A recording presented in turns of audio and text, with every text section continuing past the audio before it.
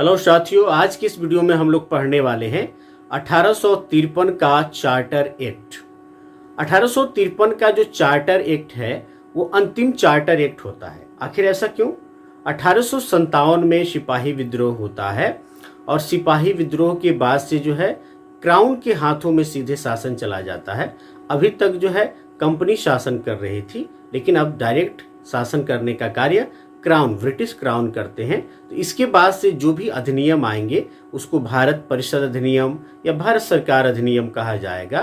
तो सबसे पहले तो बात आपको याद रखना है कि जो 1853 का चार्टर एक्ट है, राजपत्र है, वो अंतिम चार्टर एक्ट होगा। ये अंतिम चार्टर एक्ट, इससे भी सवाल पूछे गए हैं कि कौन सा जो है अंतिम चार्टर एक्ट है। तो ये बात आपको याद रखना है। अब सवाल खड़ा होता है कि इसमें प्रावधान क्या क्या किया गया। सबसे पहले मैं बता दूं कि इसको जो है अच्छे से समझने के लिए जरूरी हो जाता है कि 1773 के रेगुलेटिंग एक्ट से लेकर 1833 तक के चार्टर एक्ट तक का जितना भी वीडियो मैंने बनाया है उसे आप जरूर देख लें। ठीक है, आइए प्रावधान की बात करते हैं। प्रावधान कौन कौन से किए गए। तो सबसे पहले आपको याद है कि 1833 के चार्टर एक्ट में हम लोगों ने पढ़ा कि गवर्नर जनरल और प्लस 3 सदस्यों की उसकी जो परिषद थी, ये 3 सदस्य कब बनाया गया था? जो 1784 में पिट्स इंडिया एक्ट आया उस समय जो है 4 सदस्य उससे पहले थे, उस समय 3 सदस्य कर दिए गए। तो इन 3 सदस्यों में जो है 1833 के चार्टर एक्ट में क्या किया जाता है, एक नया सदस्य जोड़ दिया जाता है जो विधि सदस्य होता है।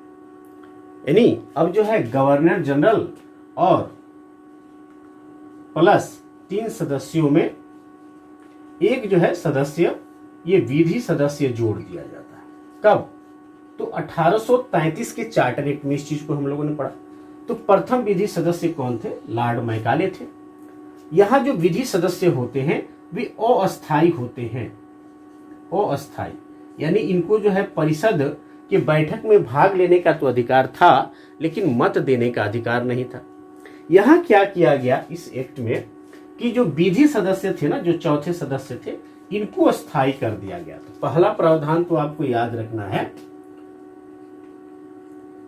कि गवर्नर जनरल की परिषद में विधि सदस्य, 4th सदस्य आप लिख सकते हैं, को स्थायी किया गया। पहला चीज। दूसरा क्या प्रावधान हुआ? देखिए, आप जानते हैं कि पहले जो गवर्नर जनरल और प्लस 4 सदस्य अब हो गए, विधि सदस्य जुड़ गया था 1833 में। तो ये जो गवर्नर जनरल प्लस 4 सदस्य मिलकर जो है जो परिषद, जो गवर्नर जनरल का परिषद था ना, ये दोनों प्रकार के कार्य को देखते थे, विधायिका और कार्यपालिका, दोनों कार्यों को ये देखने का काम करते थे। ठीक है, अब यहां पे क्या किया गया? पहली बार ऐसे यहां दिखाई देता है कि विधायिका और कार्यपालिका दोनों का पृथक्करण हम देखते हैं। तो लिखेंगे कि पहली बार गवर्नर जनरल की परिषद के विधायी एवं प्रशासनिक कार्य अलग अलग किए गए।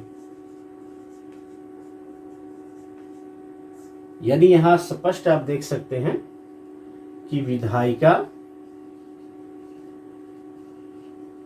एवं कार्यपालिका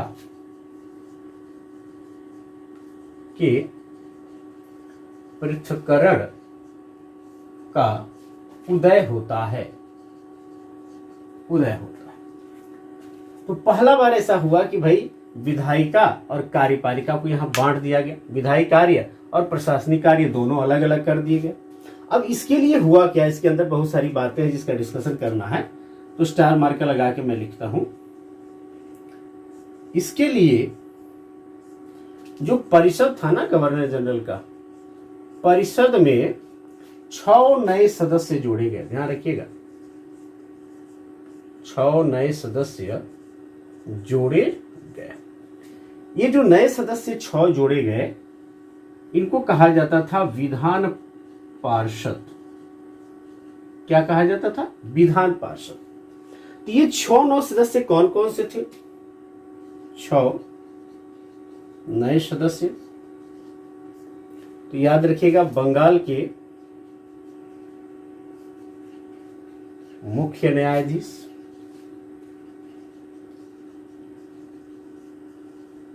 पहले।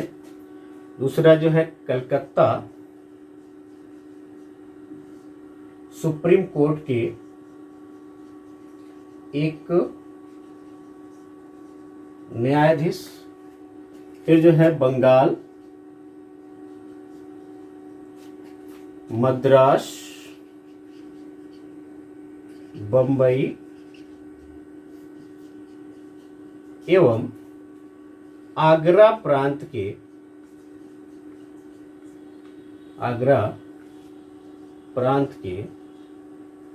एक एक प्रतिनिधि। वहां से जो है ये बंगाल, मद्रास, बंबई और आगरा प्रांत के एक एक प्रतिनिधियों का चुनाव करके यह 6 सदस्य 4 ये हो गए, और बंगाल के मुख्य न्यायाधीश और कलकत्ता सुप्रीम कोर्ट के एक न्यायाधीश, टोटल मिला के 6 नए सदस्य इसमें क्या कर दिए गए? जोड़ दिए गए। यही से दिखाई देता है क्षेत्रीय स्तर पे लोगों को जो है शासन प्रशासन में जो है यहाँ पे जोड़ना शुरू किया जाता है अंग्रेजों के द्वारा। भारतीयों को भी जो है स्थान मिलता है, जानेंगे हम आगे। ठीक है, तो ये पॉइंट आप याद रखना है कि इसके लिए क्या किया गया, किसके लिए? तो जो विधायी और प्रशासनिक कार्य जो अलग अलग किए गए, इसके लिए 6 नए सदस्य जोड़ने का काम किया गया। ये जो 6 नए सदस्य थे, इनको विधान पार्षद कहा जाता है। ठीक है, एक्चुअली मामला कैसे होता था इसको समझिए। देखिए आप, पहले तो गवर्नर जनरल हो गए और प्लस 4। तो गवर्नर जनरल और 4 सदस्य, इनको क्या कहा जाता था? ये कार्यकारिणी यानी कार्यकारी परिषद। गवर्नर जनरल प्लस 4 जो सदस्य थे, इसको कार्यकारी परिषद कहा जाता था। फिर प्रावधान क्या हो गया? 6 अन्य सदस्य जोड़ने का प्रावधान हुआ। फिर जो है प्लस में 2 और अन्य सदस्य को जोड़ने का प्रावधान किया गया। यानी टोटल जो है 4, 6, 10 और 2 12 सदस्य हो गए।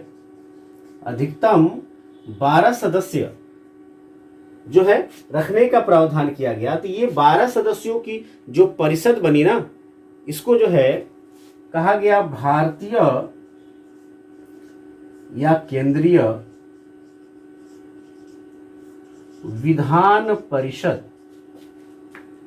विधान परिषद अधिकतम 12 सदस्यों की जो परिषद बनी, उसको कहा जाता था भारतीय विधान परिषद या केंद्रीय विधान परिषद। ये बात आप याद रखिए।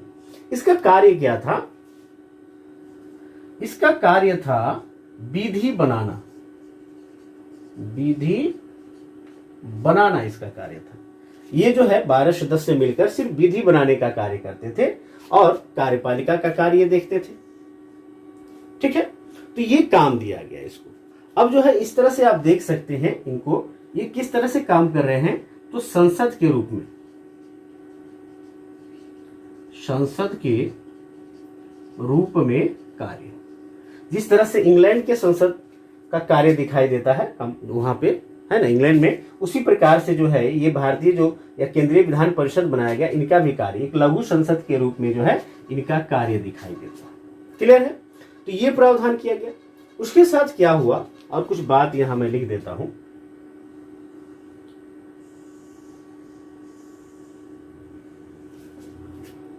नीचे अब नहीं देख पाएंगे आप।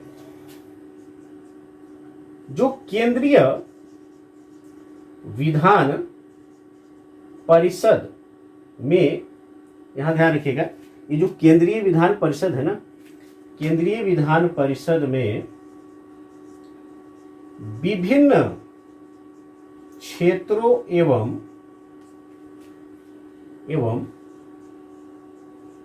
प्रांतों, आई होप कि देख पा रहे होंगे आप, के प्रतिनिधियों को इसका सदस्य बनाकर सर्वप्रथम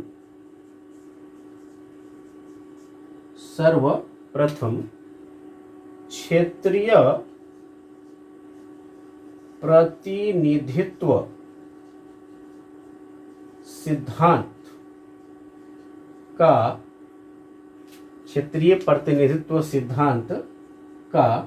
प्रतिपादन किया गया। क्या किया गया? प्रतिपादन। भाई इसमें जो है यहाँ पे हम लोगों ने देखा कि बंगाल, मद्रास, बंबई और आगरा प्रांत के जो है एक एक प्रतिनिधि रखे गए। तो क्षेत्रीय प्रतिनिधियों को, क्षेत्रों और प्रांतों के प्रतिनिधियों को जो है इसका सदस्य बनाकर जो क्षेत्रीय प्रतिनिधित्व सिद्धांत है ना, इसका प्रतिपादन जो है इस एक्ट के अंतर्गत जो है किया गया है। ठीक है। एक और पॉइंट यहाँ जरूरी बनता है जिसको लिख देंगे। हमने देखा कि भाई केंद्रीय विधान परिषद है, इसको विधि बनाने का कार्य मिला हुआ है, इसको अधिकार है कि ये विधि बना सकती है, लेकिन उस विधि को, जो विधि इसने बनाया है उसको अधिनियम कहना, एक्ट बनाना है। यदि अधिनियम बनाना है तो गवर्नर जनरल से क्या करना होता था? पास कराना होता था। यानी गवर्नर जनरल जो है एज अ राष्ट्रपति की तरह यह भूमिका अदा कर रहा है, उसके पास वीटो पावर है ना। तो यहां अगला लिखेंगे, विधि को अधिनियम एक्ट बनाने के लिए गवर्नर जनरल की अनुमति अनिवार्य, यानी यहां पे गवर्नर जनरल की अनुमति अनिवार्य कर दी गई। यदि गवर्नर जनरल अपनी अनुमति नहीं दे तो फिर ये एक्ट नहीं हो सकता था। तो यहां आप देख सकते हैं क्या, गवर्नर जनरल के पास वीटो पावर आपको दिखाई देता है इसके तहत। ठीक है। तो इतना का आप स्क्रीनशॉट लें, इसको मैं क्लीन करता हूं।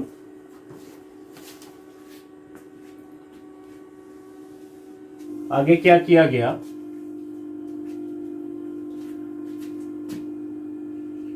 सिविल सेवकों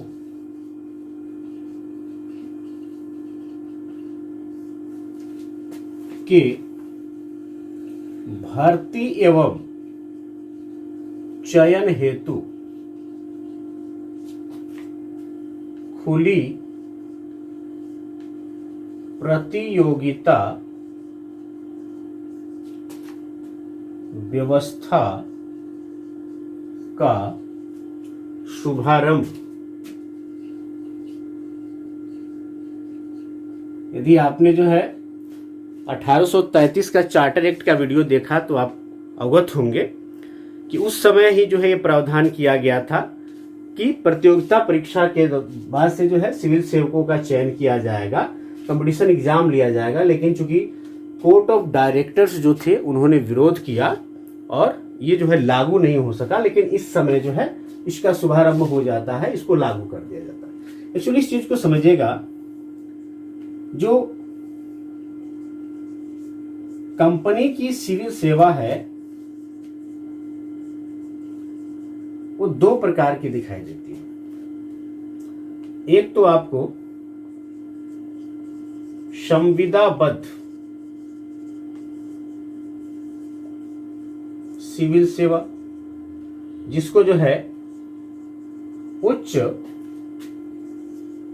सिविल सेवा भी कहते हैं, और दूसरा जो है गैर संविदाबद्ध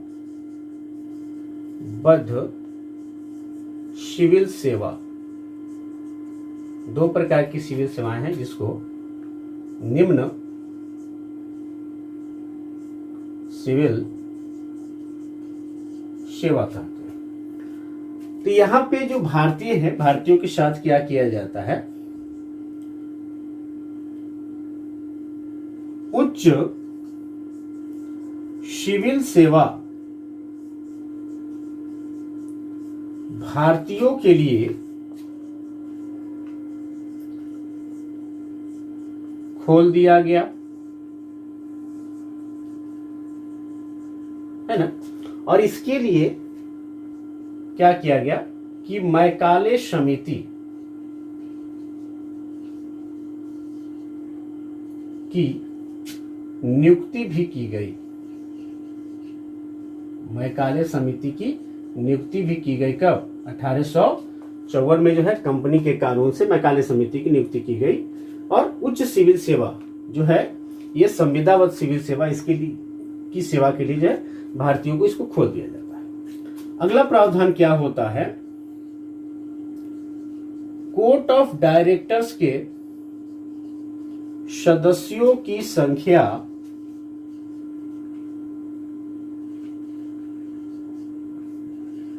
24 से घटाकर 18 कर दी जाती है। ध्यान रखेंगे आप। 1773 के रेगुलेटिंग एक्ट का यदि आपने वीडियो देखा है, शुरू से ही हम लोग अवगत हैं कि जो कोर्ट ऑफ डायरेक्टर्स हैं इनके सदस्यों की संख्या कितनी है? 24 होती है। इस एक्ट में क्या होता है कि 24 से घटाकर 18 कर दी जाती है एवं 6 सदस्य, इन 18 में भी 6 ब्रिटिश सम्राट द्वारा, 6 सदस्य के ब्रिटिश सम्राट द्वारा मनोनयन का निर्धारण किया जाता है।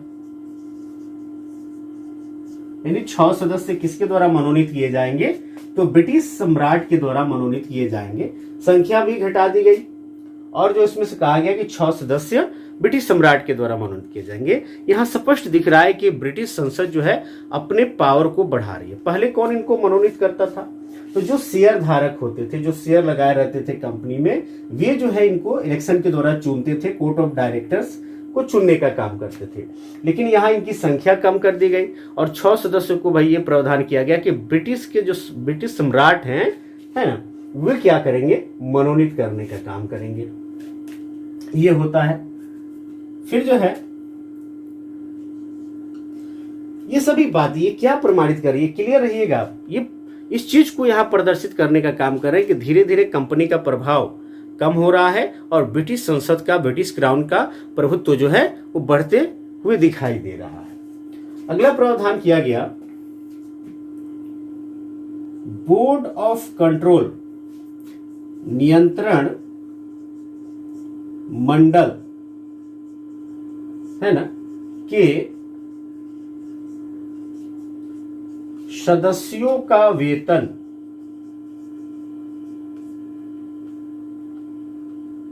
सरकार, कौन सी सरकार? ब्रिटेन की सरकार, है ना, सरकार निर्धारित करेगी एवं भुगतान कंपनी करेगी। ये प्रावधान हुआ। फिर क्या हुआ? ब्रिटिश संसद को किसी भी समय कंपनी का शासन समाप्त करने का अधिकार। 1773 से ही हम देखते हुए आ रहे हैं कि 20-20 साल का जो है लाइसेंस बढ़ते जा रहा है। जो ईस्ट इंडिया कंपनी है ना, उसका लाइसेंस जो है 20-20 साल तक बढ़ाते हुए जो है 1853 तक आ रहे हैं। लेकिन यहाँ पे जो है 20 साल फिर लाइसेंस को नहीं बढ़ाया जाता, रिन्यू नहीं किया जाता है। यहाँ ये प्रावधान कर दिया जाता है कि ब्रिटिश संसद जो है कंपनी के शासन को कभी भी खत्म कर सकती है, कभी भी समाप्त कर सकती है। अभी तक जो है जो गवर्नर जनरल, अब तो भारत के गवर्नर जनरल हो चुके हैं, है ना, तो जो भारत का गवर्नर जनरल है वही बंगाल के भी गवर्नर जनरल है या गवर्नर है? अभी तक तो यही चल रहा था। तो ये बात तो अच्छी रही थी कि भाई भारत का गवर्नर जनरल ही जो है बंगाल के गवर्नर जनरल है या गवर्नर है। बंगाल, मद्रास, बम्बई, ये सब जो है, अब आगरा भी हो गया, ये सब अलग अलग जो है प्रेसिडेंसियाँ हो गई, तो फिर सबके अपने गवर्नर हैं। तो भारत का जो गवर्नर जनरल हैं वहीं बंगाल के भी गवर्नर हैं या गवर्नर जनरल हैं, ऐसा अच्छा नहीं है। तो इसमें क्या प्रावधान किया गया कि बंगाल के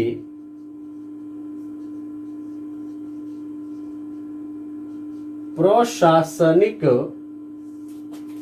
कार्यों के लिए पृथक, यानी एक अलग जो है लेफ्टिनेंट गवर्नर, प्रशासक लिख सकते हैं,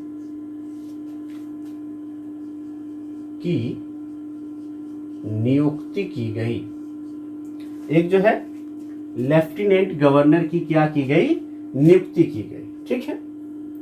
उसके बाद से क्या किया गया कि भारत में जो विधि आयोग था उसके रिपोर्ट पर विचार करने के लिए इंग्लैंड में जो है एक विधि आयोग का गठन किया गया। तो 1853 के चार्टर एक्ट में जो है ये तमाम तरह के प्रावधान किए गए। आई होप कि आप इन सभी प्रावधानों को अच्छे से समझ पाए होंगे। आज की इस वीडियो में इतना ही। Thank you for watching this video guys.